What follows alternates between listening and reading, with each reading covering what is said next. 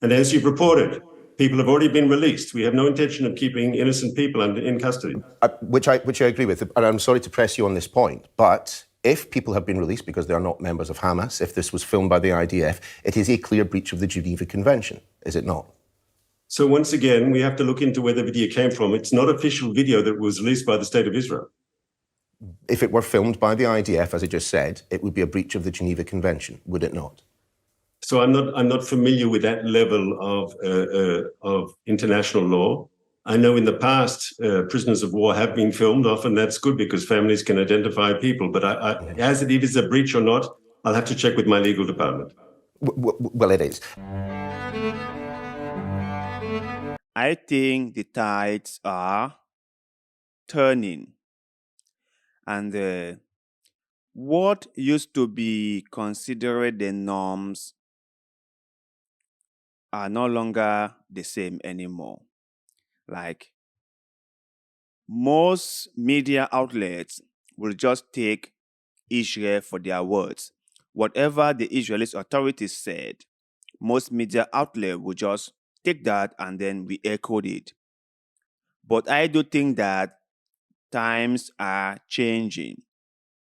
That Israel has told too many lies, that the media outlets are now paying attention, are now looking very closely, and they are double checking anything they get from the Israeli authority. So I want us to watch this interview between the Israelis senior advisor to Prime Minister Benjamin Netanyahu and a Sky News reporter. So let's hear what they had to say, and we can share our thoughts and opinion after that. So let's get on with it. I wonder if we might start with the video and the photographs released onto social media, some of which were in Stuart's report there, showing dozens of men, some bound in blindfold, stripped to their underwear, and we believe now at least some of that filmed by IDF members. What was the purpose of the exercise that was going on at that point in that part of Gaza? First of all, remember it's the Middle East and it's warmer here, and especially during the day when it's sunny, it's to be asked to take off your shirt. It might not be pleasant, but it's not the end of the world. And as your report said, we are looking for people who would have concealed weapons, especially suicide bombers with explosive vests. We have to make sure they're not wearing those. It's unfortunately a necessity in the situation we're in. But of course, we were rounding up people who were suspects. We have lists, we have intelligence information of people who were involved in the atrocities on October 7th, the people who stormed across the border and butchered our people, who raped, who murdered, who burnt people alive, who machine gunned the young people at the open-air concert. They filmed a lot of the material themselves. They put it up on social media. There are also different security cameras that took pictures of faces. There's intelligence information. Anyone involved in that sort of atrocity against our people will be brought to justice. It's funny that he started by saying that this time of the year in that area is very hot. And so if you are asked to take off your shirt, it's not the end of the world. If saying that because the weather is very hot and they are worrying about the quote-unquote detainees or those who they have rounded up, and they do not want them to die maybe from heat stroke. What about the soldiers who are fully clothed in military wear? What about them? Are they not going to feel the same heat? And secondly, he said they were worried about people wearing a suicide bomb vest. They were just worried about the safety of the Israeli soldiers. Yes, that could be a very legitimate worry. Terrorist organizations are known for wearing a suicide bomb vest, and they can just let it go off and kill a lot of people. That is true. That is something people should be concerned about. That is something that the Israeli forces will be concerned about. That I understand. But do they have to unclothe them, blindfolded them, line them up, and then take videos of them? Is that really necessary? Couldn't they have just asked them to strip, checked, and after they find out that they're not having any weapon with them, ask them to wear their clothes back? Isn't that what they're supposed to do? Like, you tell them, stand there and take off your clothes, and after you carefully examine them and you're sure that this individual is not wearing a suicide bomb vest, you ask the individual to dress up back? Should you have to like parade them almost naked and take images of them? That doesn't make any sense. Am I wrong? But let's hear what the reporter here is going to say or respond. Indeed, but the fact that some of those who were taken in that particular incident have now been released suggests that they were not members of Hamas. And whilst you were entitled to round people up in that manner, what the IDF is not entitled to do under the Geneva Convention is breach the Third Convention, which you did, didn't you, when you filmed them in those positions? So once again, I don't think we're talking about formal material that was released, and we have to look to how the video did. If it proves to have been filmed by the IDF, that's neither here nor there. Neither is the temperature in the Middle East right now. I understand. But I think that the important thing here is to remember these are military-aged men who were arrested in a combat zone. And as you've reported, people have already been released. We have no intention of keeping innocent people in custody.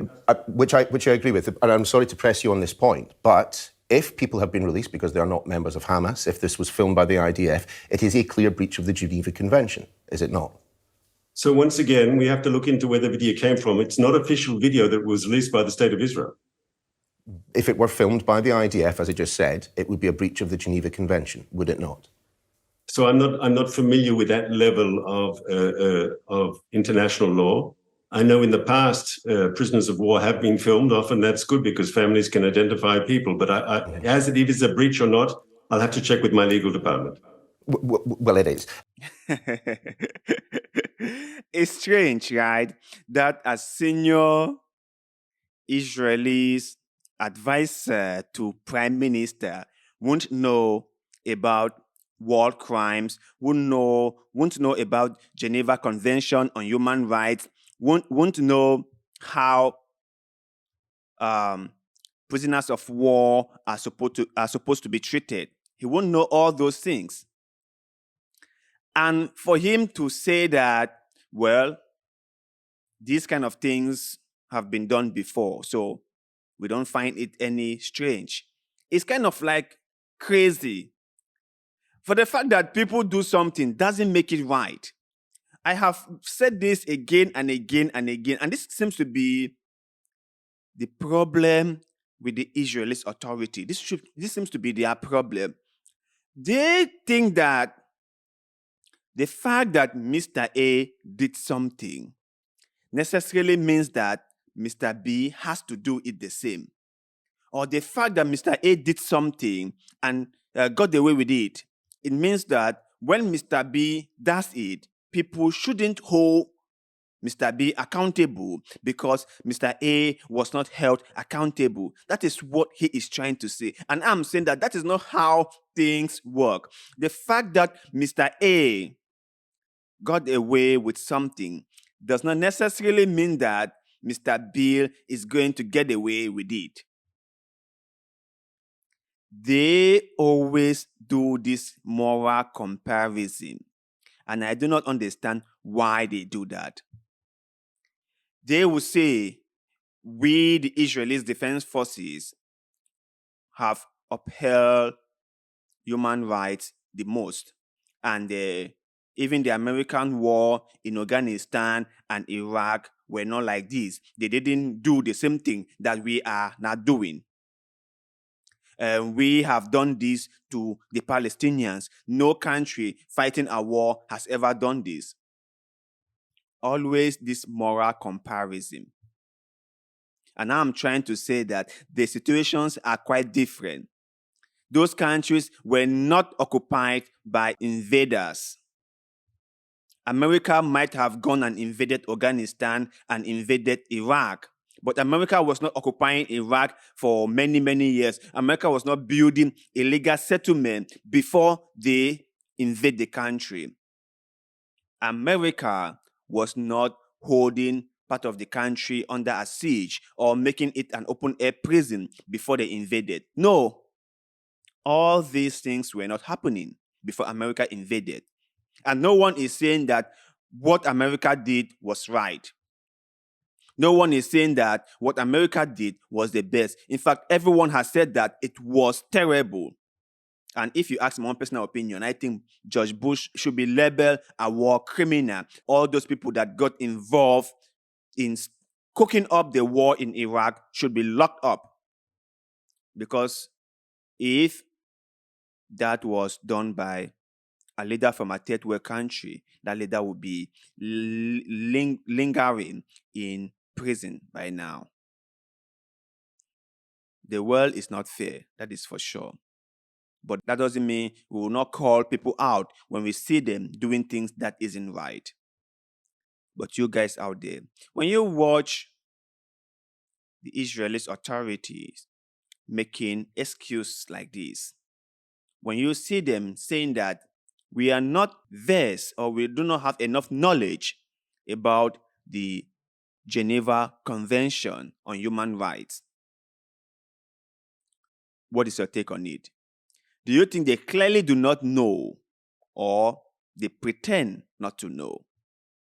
Share that thought with us in the comment section below, because like always, we love hearing what you have to say.